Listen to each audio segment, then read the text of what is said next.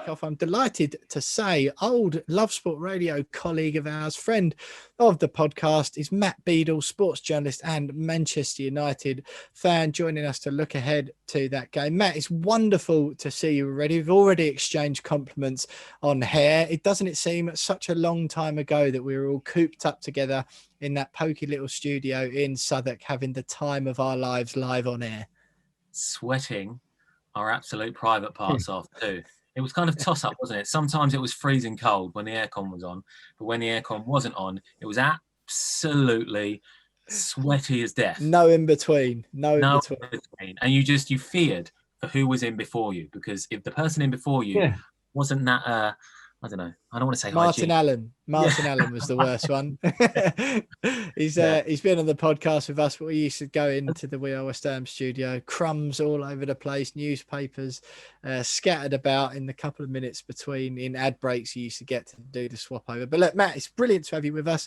We could reminisce about those heady Love Sport Radio days all night long, but we're here to talk to you about Manchester United, in particular the game against West Ham at the weekend. I mean, what a win for United at the weekend, and ending City's spectacular run, which we threatened to do for a few short minutes at the Etihad last weekend, but it was coming. Ole Gunnar Solskjaer definitely seems to have the upper hand in Manchester derbies. I saw a stat the other day, I can't remember the exact numbers, but got an excellent record against City in recent seasons with Solskjaer. A brilliant win. Can you carry that on?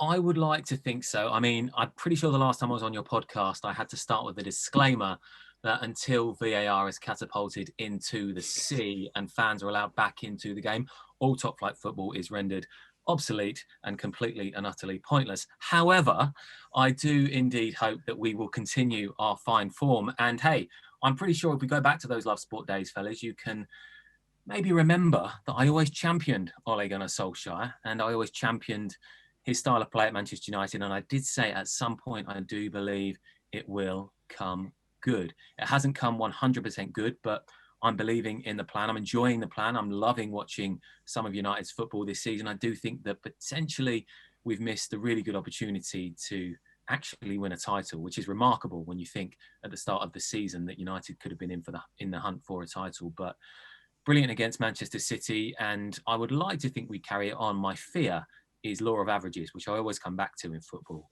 The fact that we've beaten West Ham twice this season. And are we still going back to 2007 as the last time you guys won at Old Trafford? Has it still been that long? I don't want to talk about it, Matt. Don't want to talk about it. Yeah, I mean, the Dimitri Payet game, I think that in the FA Cup, that should really count as a win because, of course, Bastian Schweinsteiger just wiped out the keeper NFL style before Anthony Martial put in that late equaliser after the greatest free kick to be scored in the 21st century. So I think that basically counts as a win. But yeah, if you're going to be pernickety about it, Matt, then yeah, it is that long. It's incredible, really. I just can't believe it's actually, well, maybe I can believe it's been that long, because sometimes United seem to have these records against these teams. However, they have been broken in recent seasons, but we're playing well. Listen, I think I've enjoyed watching United this season. I think that it was similar to the 2011-12 season, actually, when United lost out to City with that ridiculous 16-point swing that occurred towards the end of the season. Now, I was at the game when United threw it away against Everton, having been, 3-1 and 4-2 up in that game. I would point to the Everton game this season, really throwing that lead away right at the death with Dominic Calvert-Lewin scoring that equaliser in injury time. I think that really finished the season for United. I think had they won that game, and also Sheffield United, if they'd got the points against Sheffield United, then I think United would still be in the hunt. But you look at the goalless draws with Chelsea, with Crystal Palace, and they've just thrown it away, really, and wasted an opportunity.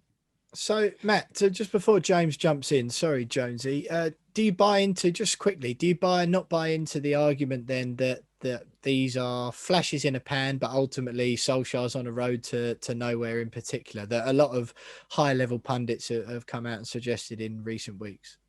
No, I don't think it's a flash in the pan at all. I think whenever I did podcasts at the start of the year, I always made a tendency of running through the United side man for man. And more often than not, I said that is, in my opinion, bar a centre-back really and a couple of other players, a midfielder or two. But then you look at, it's incredible as well that we talk about Paul Pogba again, but United have actually really missed him because he was just starting to be the Paul Pogba that everybody's wanted him to be for so long, just starting to show that form. And then without him, I do think that United have missed something in midfield. As centre-back, I still don't rate Victor Lindelof. I never have rated Victor Lindelof. It's not that I don't think he's a good player.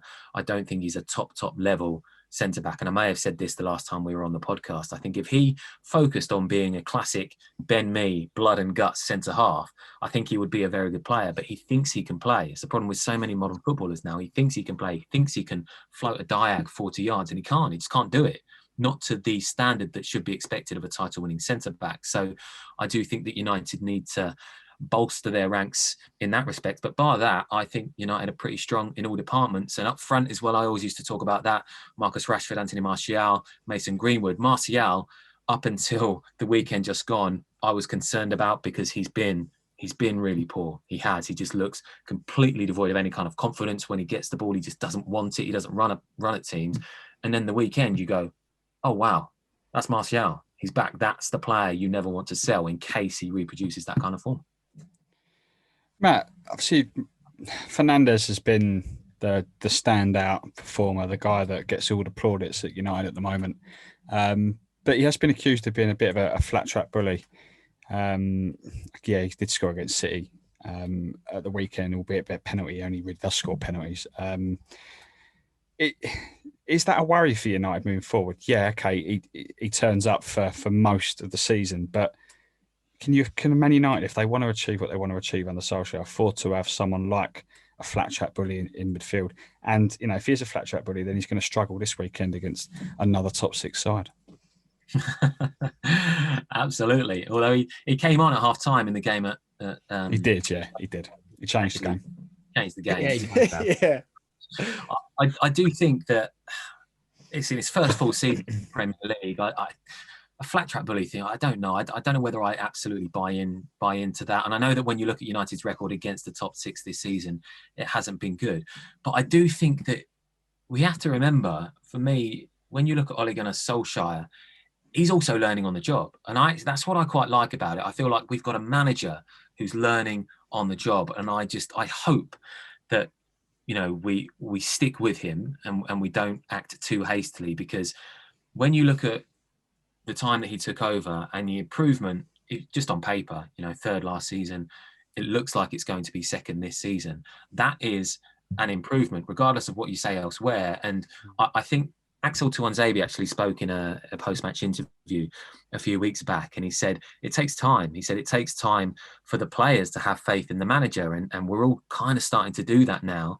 And you'll start to see this United team push on as a result of that. So I think not only has Ole Gunnar Solskjaer had to prove himself to the journalists and the media and fans alike, he's also had to prove himself to the players, I think, which is a strange scenario to be in. But I do think that he's starting to do that now. And I think that Bruno Fernandes will come good next season against top six teams if he needs to. And I also think when you look at the pivotal player for United, who will probably win Player of the Year this season, had it not had been for the emergence of Bruno Fernandes. And I think I said this, and I was laughed at, maybe not laughed at on this podcast, but certainly chuckled at on the Chelsea podcast that I was on at the start of the season, when I said Luke Shaw is integral to the way that Manchester United play football. And I think that's been shown this season. He wasn't included in the game that we lost against Sheffield United. He played Tejes. Stupid decision from Solskjaer. And that's an example of how he's learning on the job. I think sometimes he still feels like he needs to tinker. He needs to rotate the team, when often you don't need to do that. United were on a winning formula, and he took Luke Shaw out of the side. It completely unsettled the side against Sheffield United. Brings him on with 10 minutes to go to almost say, go on, Lukey, save the game from left back. It's ridiculous that you can actually think that is the case with Luke Shaw now, but he is playing so well, and so much of what United do is down that left-hand side, more so really than the right. And I think he has really been the key player for United this season. Tom, that'll be being you. Both are big Luke Shaw fans, aren't we? I don't think it'd have been on this podcast. I saw your tweet the other day, actually, Tom, saying Luke Shaw should definitely be wearing the number 3 shirt for England. Am I right? Yeah, absolutely. I think he's been super. I think when he emerged from Southampton, you could see a real potential world-class player in there. And this year, like Matt has said, he has really turned games on their head on his own. And and it's exciting to see, and it's exciting to the country, and fingers crossed he keeps that form going. But Matt, I wanted to ask you, how long can United fans be happy and say that you're improving without winning stuff and just competing is good enough? How much longer is it before that Solskjaer is going to be judged on what he wins and how he does in the Champions League, whether or not it's win Champions League, but at least get to latter stages of it and compete at a more consistent level? How long do you give him? Yeah, good question. I think realistically, you would give him until, I would like to think, until the end of next season, really, to give him a proper run at the job, because that's what you need. You need a couple more transfer windows, whatever it may be. You need a bit more time. You need another pre-season with the players. And, you know, the season's not over yet. There might be an FA Cup. There might be a Europa League. Who knows? But in terms of the Premier League title, because that's the bread and butter, and you ask most Manchester United fans, it is all about your domestic trophy, the Premier League title. You know my thoughts on the Champions League. I've never really been a huge fan of the Champions League and the fact that, you know, you can aim to finish third and fourth. I don't really want United to win the Champions League when we finish fourth. It's not really a desire of mine. I want us to win the Premier League and then go on and win the Champions League after that. And some people might say, all right, mate, that's easy. That's a cop-out. But it's just the way that I've always viewed football. When you saw Liverpool and Spurs in the Champions League final a couple of seasons ago, this is ridiculous. Two teams who've got nowhere near the title at that time, fighting out for the Champions League, the champions of Europe, when you're not even the champions of your own country.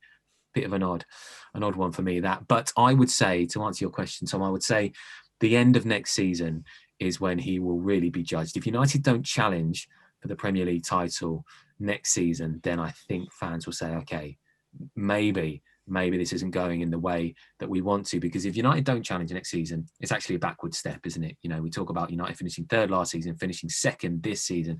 Next season, it needs to be a serious challenge on Manchester City or whoever it may be that's fighting for that title. Matt, so you mentioned that United have beaten West Ham twice this season, albeit you needed extra time in the FA Cup game at Old Trafford last month. How do you see this one playing out? Of all players. How do you see this one playing out? West Ham are, I wouldn't say a completely different prospect as the team that you beat at London Stadium earlier this season, but there seems to be a completely different aura around the club, and a lot more positivity at West Ham. Do you think that could be a bit of an issue for United at the weekend? I do. I mean, you're without your key man, Jesse Lingard, so that's already a drawback. But you are buoyed by Mark Noble, of course, signing that one year contract, and that's huge. The players We've only just stopped crying, Matt, that he's actually retiring at the end of the season. Listen, I don't think it's going to be an easy. I would say that when West Ham come up against the top teams in the games that I've seen closely this season, I thought you threw away an opportunity against Liverpool to win that game. I thought that was a real missed opportunity by the team and by David Moyes. Manchester City again gave them as good as you got. Unfortunate in that game. Part of me feels it's going to be a really boring draw, because the FA Cup game that you allude to, James, I mean, horrendous, wasn't it? I mean, it was so dire to watch. It almost looked like West Ham didn't really want to win that game. You know, it just felt like you didn't want. I mean, you brought a lad on that you then took off. 28 minutes later? What was his name? The young lad? Odebeke, yeah.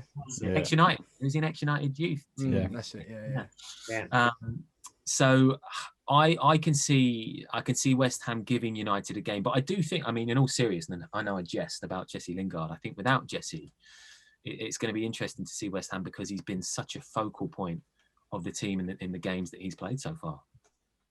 Yeah, I think Tom will be certain to argue the case that Said Benrahma is as effective. I think, and I've got no problem going into the game with a attacking midfield three of Fornals, Benrahma and Bowen. Absolutely not. Jesse Lingard has been good since he's arrived, no doubt in that, but Benrahma can be effective in spells as well. So, Matt, to put you on the spot then, you said you think it's going to be a boring draw. What's your score prediction for Old Trafford Sunday night? I'm actually going to say, I want to say 2-1 United, and part of me thinks it will be 2-1 United, but I think it might be one apiece. And you mentioned Said Benrahma there. I don't know whether you discussed this on the podcast before, but I do feel like there is still a game for Benrahma this season where he's going to really show up, and the wider football, the wider Premier League world will go, oh wow, that's a player. That's a player now. And I don't know, with him playing and Jesse Lingard not, it could be this weekend. Yeah, potentially. I mean, Tom's been absolutely jabbering on about him. If he does a couple of nice little bits of control on a step over, then Tom gives him a 9 out of 10 immediately. But Tom, Matt's gone for a 1-1. What are you saying? Score prediction, Tom Edwards. I was going to go 1-1, but I'm back him. I'll go Desmond because I think I just see us turning up. I know I put us in the win in the bet, but I'm just covering all angles here, boys. So I'm just going to go for 2-2 in this. 2-2. Jonesy, throw to you. I'm going to keep in the spirit of my bet and say 2-1 West Ham. 2-1 to West Ham. Well, Matt, I'm gonna side with you. I fancy it'll be a low scorer, quite a cagey affair. Two pragmatic managers. I'm hoping we don't sort of capitulate like we did earlier in the season at London Stadium, but I fancy it might be more along the FA Cup lines of proceedings that Moyes will be quite happy to get a draw out the game. Yeah, Mikel Antonio to score our goal and 1-1. I fancy. Well, Matt, it's been absolutely delightful having you join us again. You've told me how great my new hair looks. I've returned the compliment on yours. You haven't said anything at all about Tom Edwards', which is probably wise, but it's wonderful to have you joining us again, mate, to reminisce on the old Love Sport Radio days and look ahead to that game. West Ham United travel to Manchester United in Old Trafford. Matt Beadle says, by the law of averages, we've got to get a result against them soon. But fingers crossed, but